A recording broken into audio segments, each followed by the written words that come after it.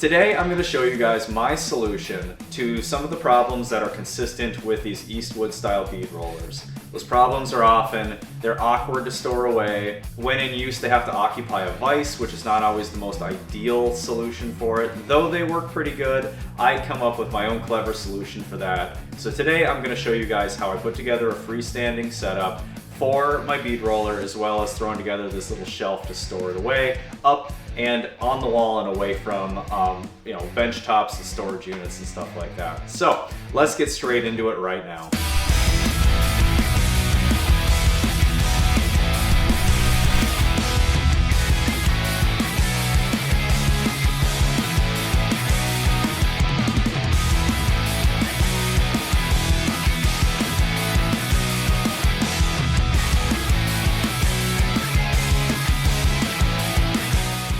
So today I'm going to show you some of the older footage that I had recorded.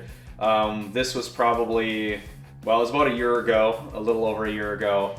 About 20 pounds and a hell of a lot more beard ago, we'll say. So this particular unit that I put together was a very simple solution that I had come up with. So used today is more of an inspiration than anything else than just like a straight up DIY. So we're going to take you on a little bit of a tour of this thing. I'll show you in older footage exactly how well it works, and let's just show you some of the finished product right now.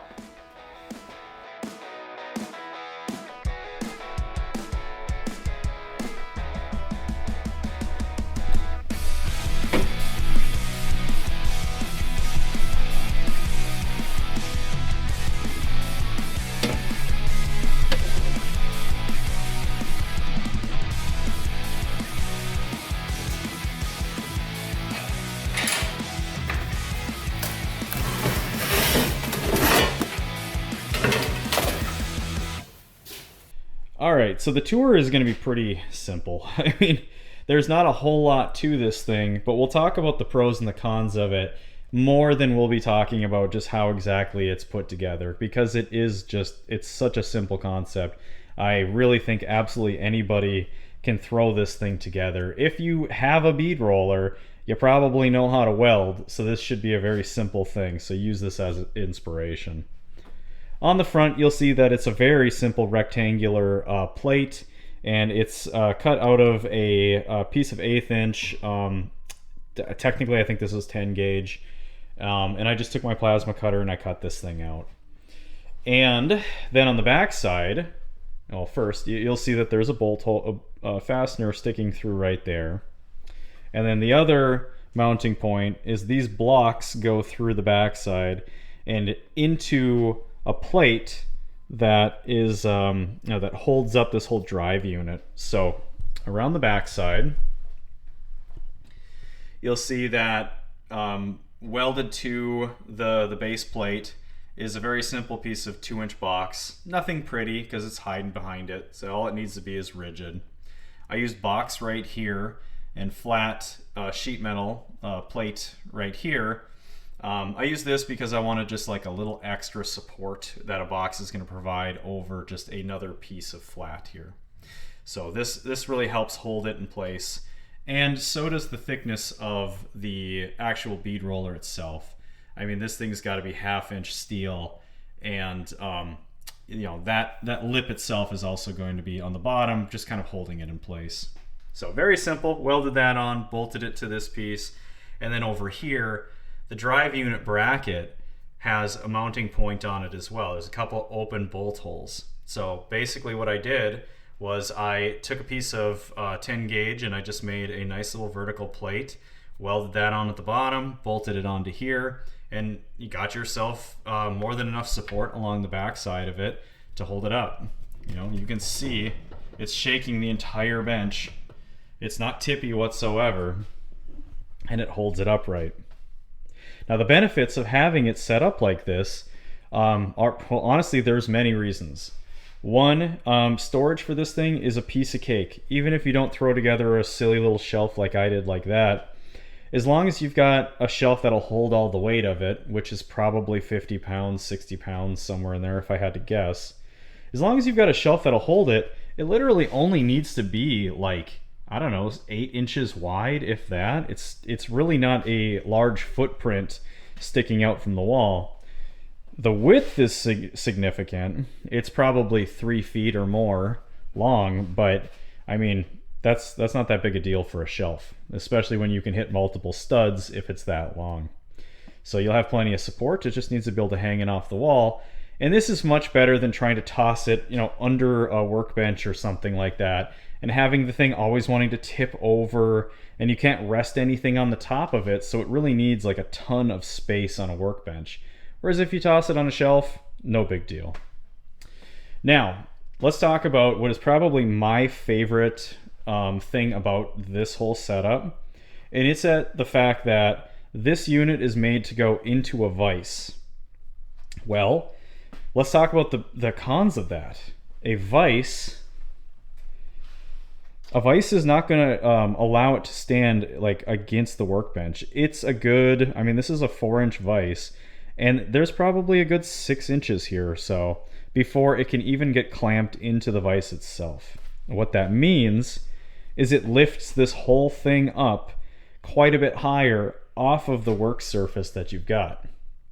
What that means is when you're bead rolling sheet metal, it's doing the flop down onto the work surface if it's a big enough chunk of steel. So what you end up with is your steel is bending down, which could, depending on the thickness of the steel, actually cause some bend in it as well, or some deflection. But also it's just awkward. But with this simple stand that I threw together, it's literally 1/8 of an inch off of your work surface and can be positioned in any way that you possibly want to accommodate the outfeed of it. So in the same way that a table saw benefits greatly from having a big outfeed table, this thing gives you a lot of that same flexibility where the work surface you've got can be the outfeed, and you don't have to worry about it flopping down. I really think this is a much better setup. So anyways, let's just cut right to some of the footage of me fabricating this thing and then using this same bead roller to put together the really clever little shelf that I made here that stores the different bead roller dies inside of it and gives it a place to hang out up on the wall.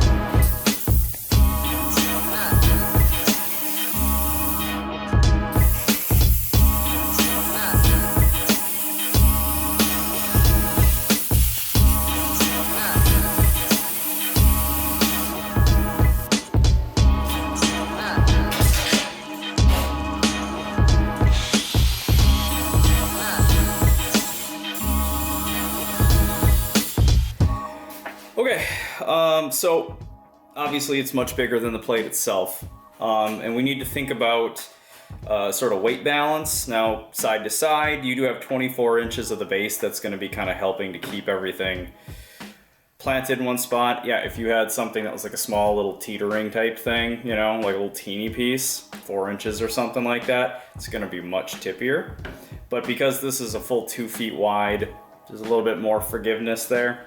But I know that the balance point is kind of right over here, kind of in this area. It's biased off of the bolt holes towards the motor, because of course the motor adds a little bit more weight to that as well. So if we were to say center, so if we were to, so it's 24 inches, we know 12 is the center of that, and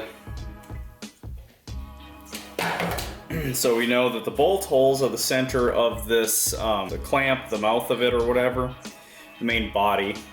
We know that the bolt holes here are at the center of it. We know that we got to bias it a little bit. So this does have a tiny bit more weight to the front. So when you hold it up, it does want to tip forward slightly.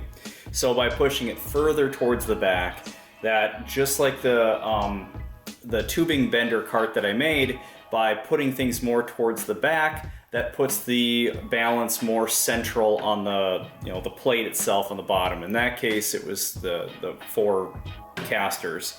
And then you just support it adequately. Okay, so I'm going to tip it up, take a look at where the bolt holes are, get kind of an approximate spot where it's gonna go, mark that, and then what we'll do, we'll find the center point, the 3-inch mark. We know that we'll push back ever so slightly from that. And then I need to grab my piece of square stock or square tubing, and then we'll figure out exactly how we want to put that on here as well. Obviously biased a little bit more that direction off of the front side of the bead roller. Okay, let's do that.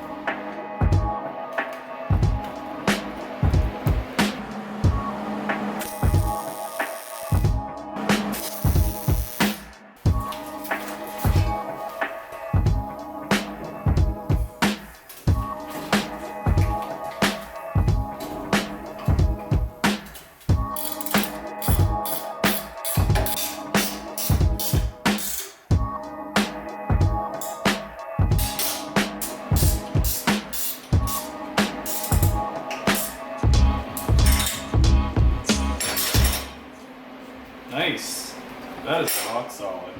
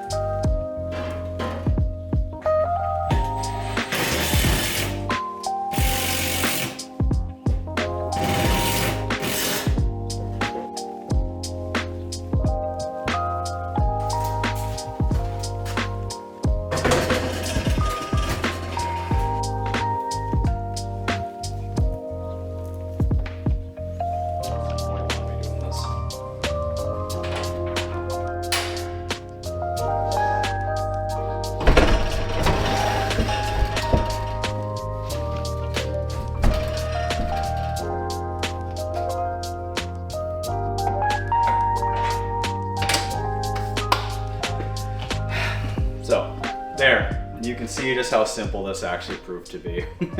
So I hope you guys took some inspiration from this video.